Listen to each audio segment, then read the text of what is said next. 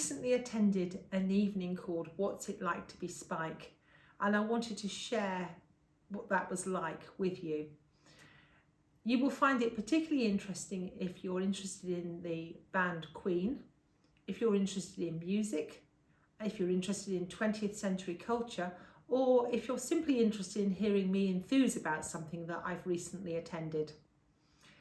The evening began with Spike standing on the stage talking about his childhood in Portsmouth, at a time when Portsmouth had been heavily bombed during World War II. He grew up in a loving family with his mum and dad playing records and dancing in the kitchen, and Spike, as a very small child, learned which record label belonged to which artiste based upon the colour and could change the records for his parents while they danced. And later on, as a small tot, he was given a tin drum to play. They began to realise that he was interested in music, and at one stage the family hauled an upright piano up 5 flights of stairs to their flat that he could begin piano lessons. He was later taken to see the Beatles at Portsmouth Guildhall. I mean, wow, how great is that? And that inspired him to learn the guitar. And he was at first given an acoustic guitar, and then later on at age 14 was given an Italian electric guitar, which was very exciting. The family were very supportive of his music, and they would gather together and they would sing, and various uncles and aunts would play. And Spike quickly learned that the fun really was in playing music with other people rather than taking piano lessons on your own. He hadn't really enjoyed that very much, but he did enjoy the social aspect of music.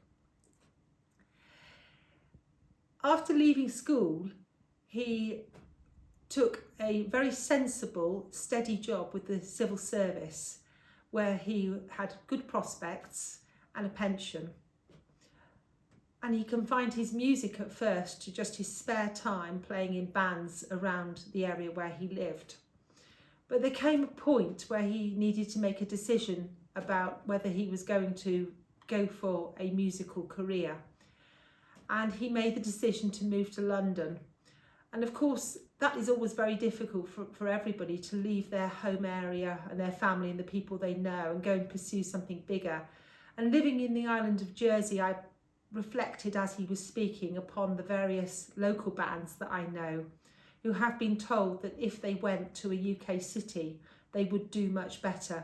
But the difficulty for them is that they live in Jersey, there are various residency restrictions, and they have families here, and in many cases jobs which are funding their musical endeavours.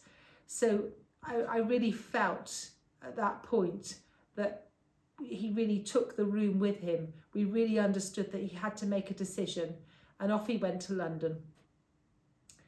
And he found work with soul singers and jazz bands, and this led to him touring the UK, Germany, Australia and America. And all was going extremely well until the mid-70s, when punk came along. And when punk came along, various other musical genres fell out of favour. And he found that nobody was particularly interested in the type of music that he had been playing. And the only work that was available to him was in northern working men's clubs. So that's what he did. Got on the tour bus and went to northern working men's clubs and played the music that they still enjoyed. And this then led to various other work, and it also led to him being involved in the explosion of disco, because he met Edwin Starr. And you might remember that in 1976 he had a hit with Contact. Now, if you're a bit young and you don't remember that, and I was only a small child, do look it up. It has this amazing hook on it, Eye to Eye Contact, and it really is good. Oh, we really love disco. When Spike spoke about disco, I can tell you that the whole of the UK loved disco. Little kids like me were doing disco in school halls and village halls. And of course, adults, grown-up people, were doing discos in proper clubs. But we were all affected by it, including the way we dressed and the idea of the glitter ball lights and things like that. Oh, it was fun. But Spike also had work in the way of working for the Boomtown Rats, who were coming along next in my life. Now, you might remember that they had a hit in the UK with I Don't Like Mondays, and various other hits as well. And also worked with Dexy's Midnight Runners.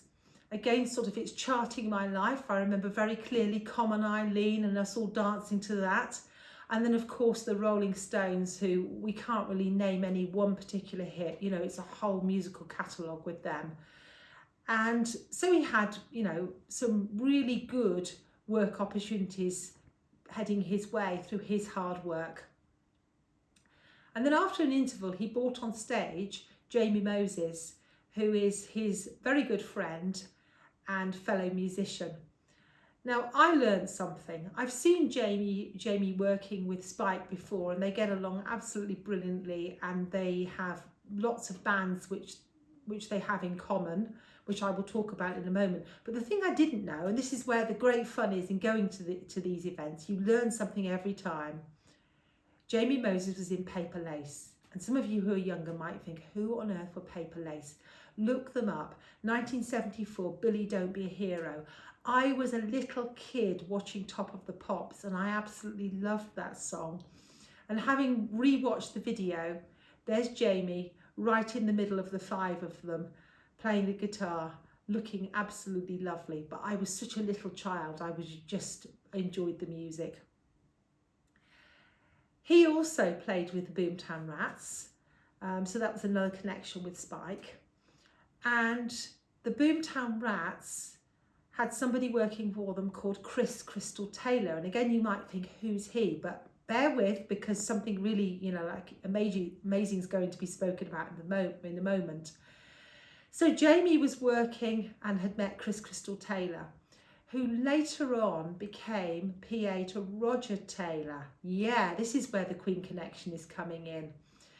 And I did know that already, but it's always lovely to hear the story recalled. In 1984, Spike was invited to an audition with Queen. Now, if you have ever walked around London looking at the Queen sites, because there are lots of them in London, 46 Pembridge Road will mean something to you, because at that point it was the office of Queen. And so Spike walked up to that house and was let in by a receptionist and told to go upstairs and wait in a room on the next floor. And he waited, listening for sounds of music, and could hear nothing. It was all very quiet. And then in walked Jerry Stickles and sat down at a desk opposite Spike. And very shortly thereafter, in walked Roger Taylor. Now, bear in mind, Spike, to my knowledge, had not actually met Roger Taylor at this point, officially.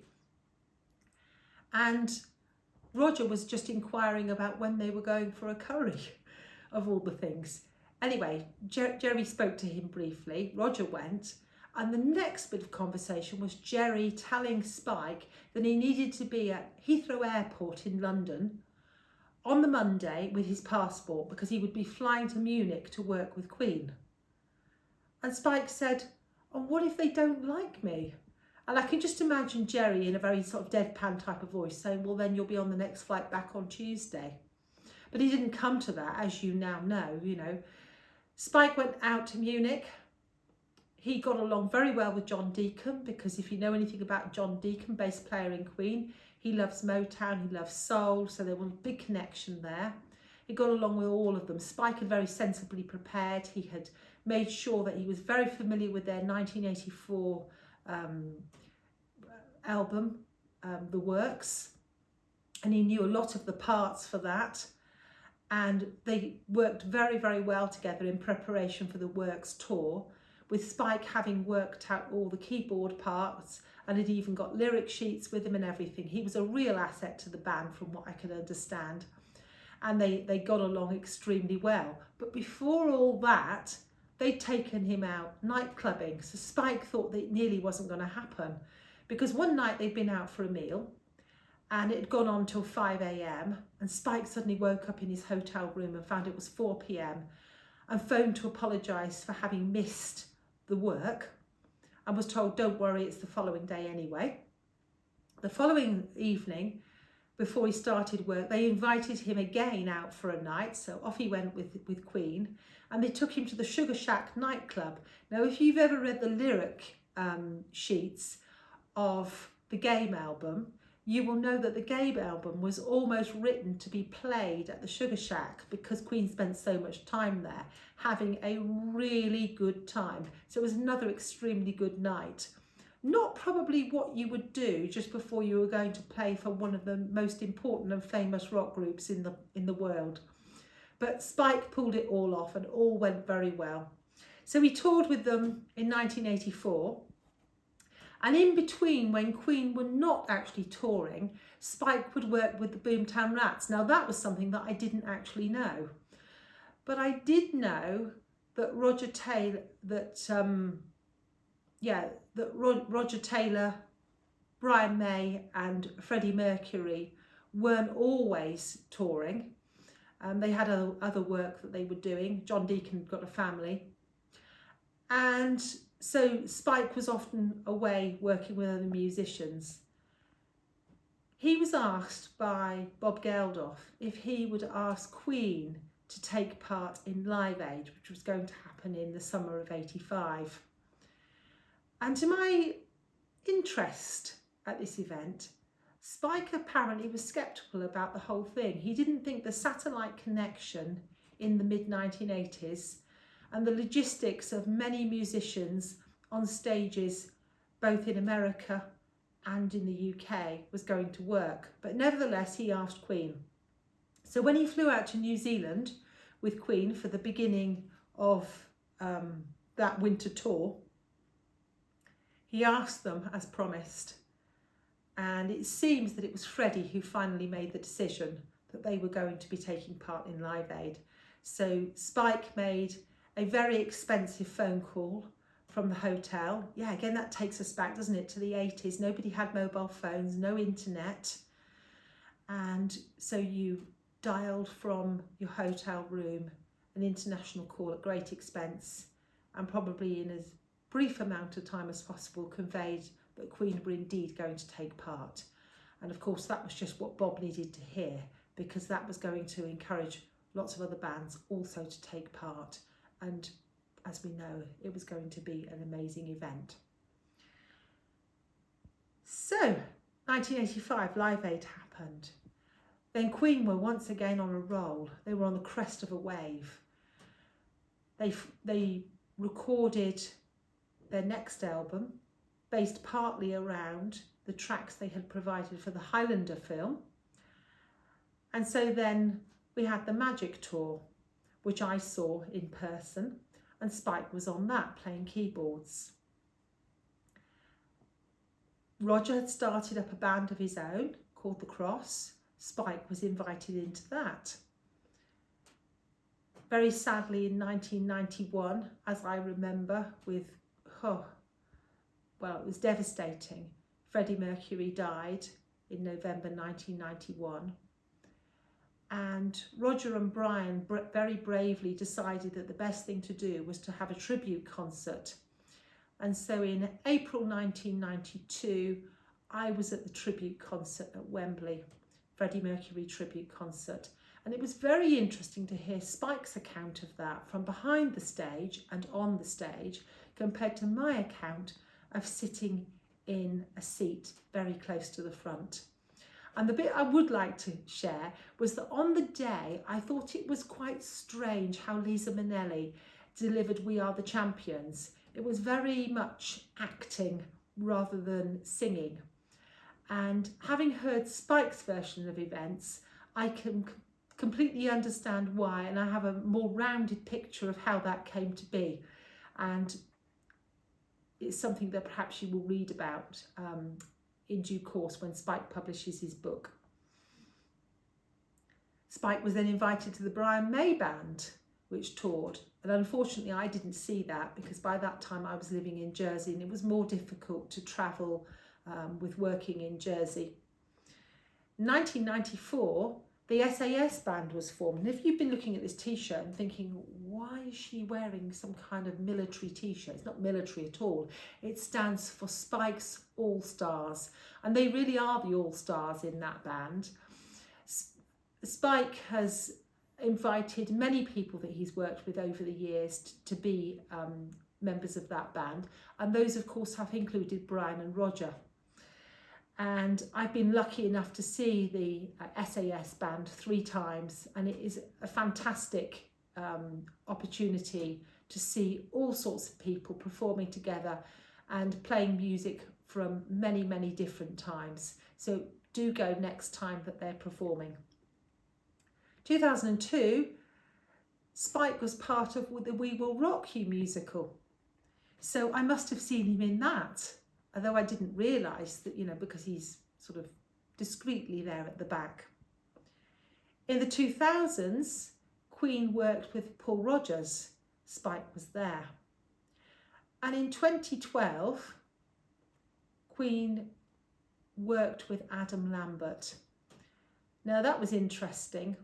Adam Lambert was on American Pop Idol, and Spike was called to the television by his wife, but he said he wasn't particularly interested in seeing Pop Idol. But he needed to refill his drink, so he wandered into the room and saw on stage Adam Lambert singing some Queen songs, accompanied by Brian and Roger. And so he witnessed the moment when the 3 of them got along so well that Queen took on a new lease of life with Adam Lambert and others joining in. And once again, Spike was touring around the world. So he has a very, very interesting life story. What's it like to be Spike?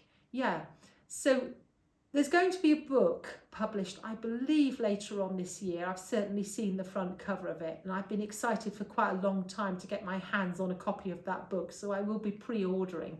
But I just wanted to share with you how lovely Spike is. He's obviously an extremely knowledgeable person, both in terms of musicality, but also music history and lived experience. But he's also a very interesting and easy to get along with person. I've seen him talking to all sorts of people. He's spoken to me on a number of occasions, and he's just a really lovely person. So I hope that this conveys what a great evening it was, how down to earth and how real and how much fun it was. And if you ever get the chance to hear the SAS band in your locality, might be worth travelling. If you get the chance to attend the book launch, which I'm sure will be happening, and if you get the opportunity to pre-order the book, you will certainly be using your time and money very well. I've had a wonderful time, and if Spike sees this, I want to just say thank you, Spike, and also thank you, Jamie.